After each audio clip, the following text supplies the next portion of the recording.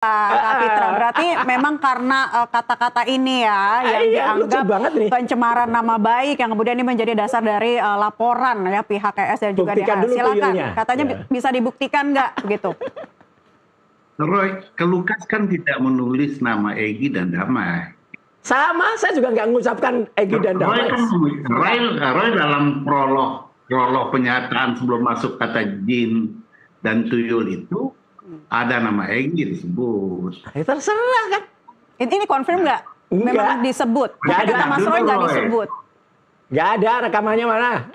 Itu rekamannya kan kalau kan ada rekamannya yang diberikan lagi ke polisi. Oke, ya. Buktikan. Jadi nanti dibuktikan aja di sana. Iya. Jadi tidak usah semua orang dijadikan lawan, Roy. Saya mencoba di sini, mencoba mencari bahasa dan kata-kata yang tidak konfrontasi dan tidak provokatif ya. Karena bagaimanapun saya ingin jangan sampai gara-gara pilihan ini silaturahim antara kalian itu justru selesainya atau berpengaruhnya kepada tuntutan hukum. Ya. Tapi kalau Anda terus frontal terus begitu, sementara saya mencoba di pribadi ya, mencoba menengahi ya, supaya ini tidak terus ya. Nah tapi kalau terus frontal dan sebagainya ya sulit juga karena kan emosi orang, persepsi orang kan subjektif. Kalau dia merasa bahwa dia merasa tercemarkan, harkat martabatnya terlecehkan, ya kita kan tidak bisa mencegahnya. Tapi saya mencoba menormalisasikan gitu. Nah kalau soal laporan itu ya itu hak warga negara. Tapi kan tidak semua laporan itu mengandung tindak pidana dan juga tidak semua laporan itu tidak ada unsur pidana ya. Itu kan nanti akan ada evaluasi ya.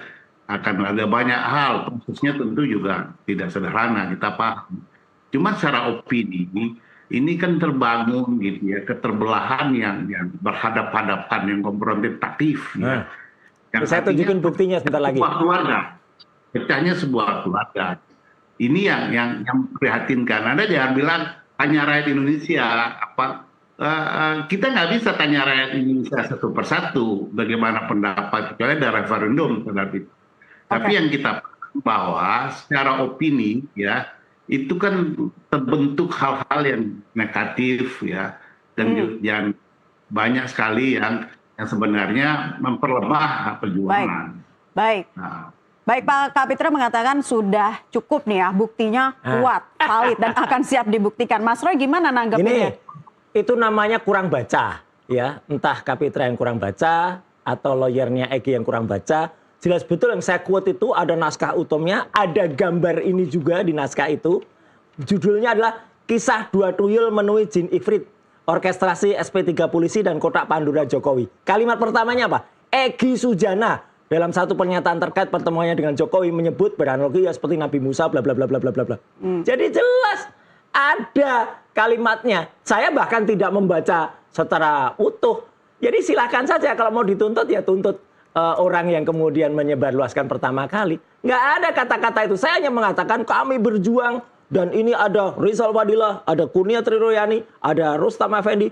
Kami tetap satu perahu yang sama dan ketika ada dua tuyul melarikan diri, itu kata mau coba didengarkan lagi. Jangan-jangan tape-nya rusak itu ya, yang untuk memutar itu juga muncul kata-kata saya mengucapkan Egy. Nggak ada. Ya, udah buktikan aja dan dari kata itu. Nanti gini aja, Roy. Iya. Ayo buktikan aja. Nanti buktikan aja. Iya, buktikan aja udah ada. Makanya.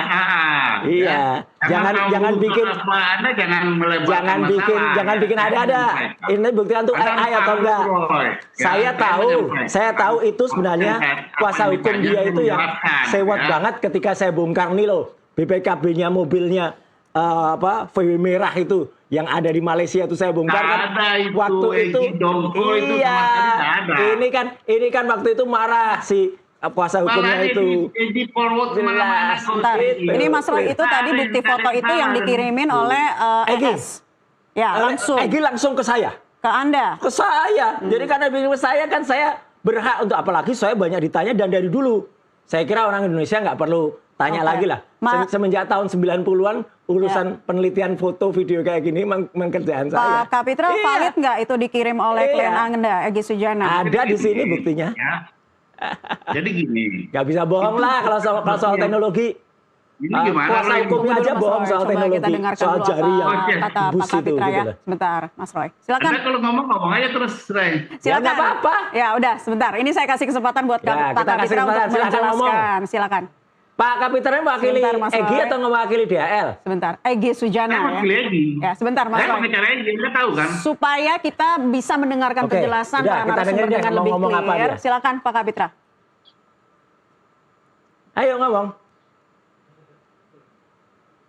Gimana? Ini kok terdiam Pak Kapitra? Kami berikan kesempatan. Ini sepertinya sedang delay atau sedang mengalami gangguan teknis, tapi sudah tersambung kembali ya Pak Kapitra. Silakan dengan penjelasan Anda nih, valid nggak bukti-bukti yang kemudian sudah dipaparkan langsung oleh Mas Roy Suryo dan dibawa loh ke sini?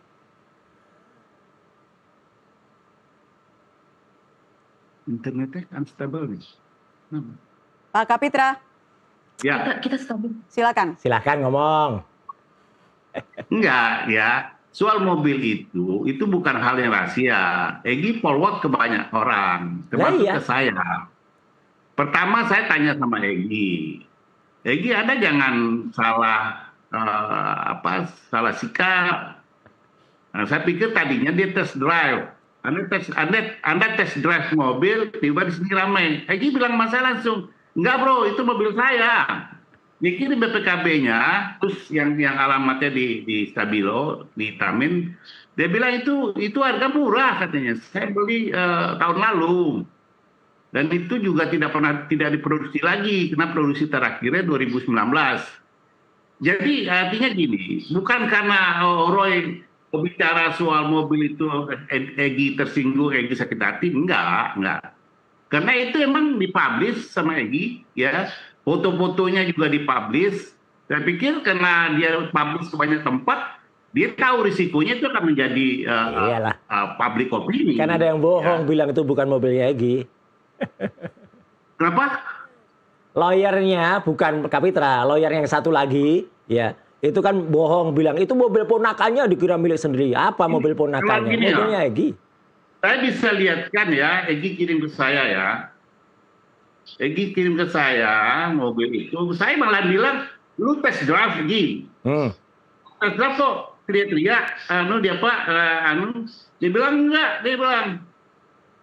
Ya udah bagus kan, bener kan berarti apa kata saya? Bentar ya. Nih, dia kirim ke saya kok. Dia kirim ke saya. Sama, ya. Jadi di sini tadinya saya berpikir ini bukan mobil dia.